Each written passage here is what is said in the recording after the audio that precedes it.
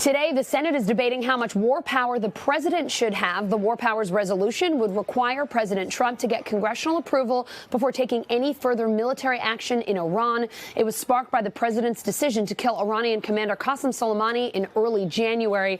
NBC's Leanne Caldwell joins us now from Capitol Hill. Leanne, what a treat to see you, and we are not talking about impeachment. Nope. What a change.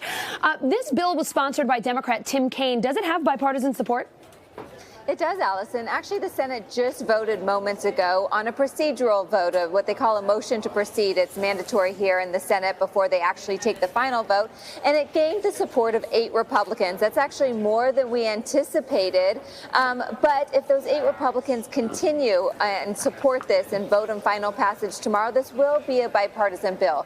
Though I just left a press conference with Republicans and Democrats on this exact measure. These are ones who were supporting it.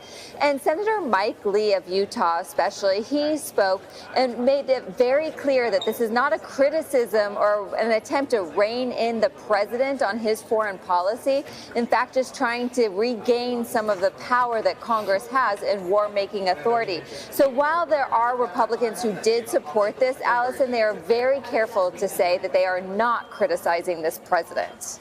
Leanne, what is in this resolution? Is it just limited to the conflict with Iran?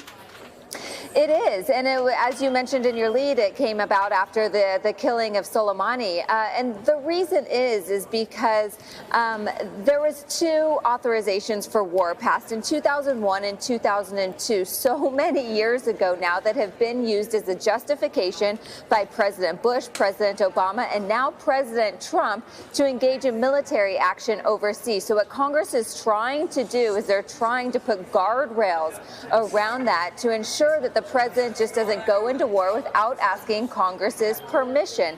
And so the latest instance with Iran is what led to this war powers resolution regarding Iran specifically. And I will say, though, that the Congress did pass one last year regarding Yemen. That one went to the president's desk, and the president vetoed it, and there were not enough votes in the Congress to override that veto, Allison. So, Leanne, let me ask you then about this particular resolution. Can we expect the same sort of situation, that it will go to the president, he'll veto it?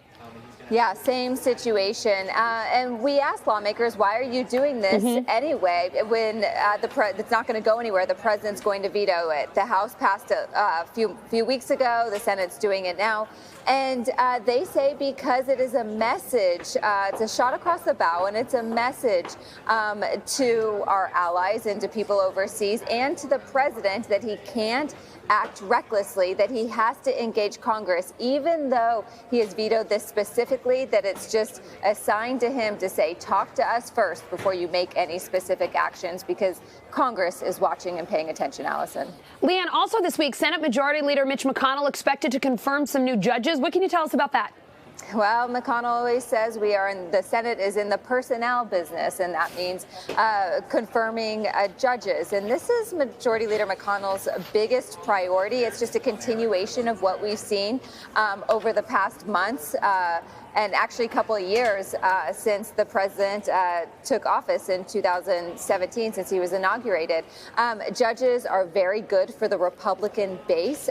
Majority Leader McConnell knows that. And then they don't have to do confrontational and controversial legislating if they are busy confirming judges. There's a whole host of judges that are going to be confirmed this week. McConnell dispensed with impeachment so he can get back to the job of confirming judges, Allison.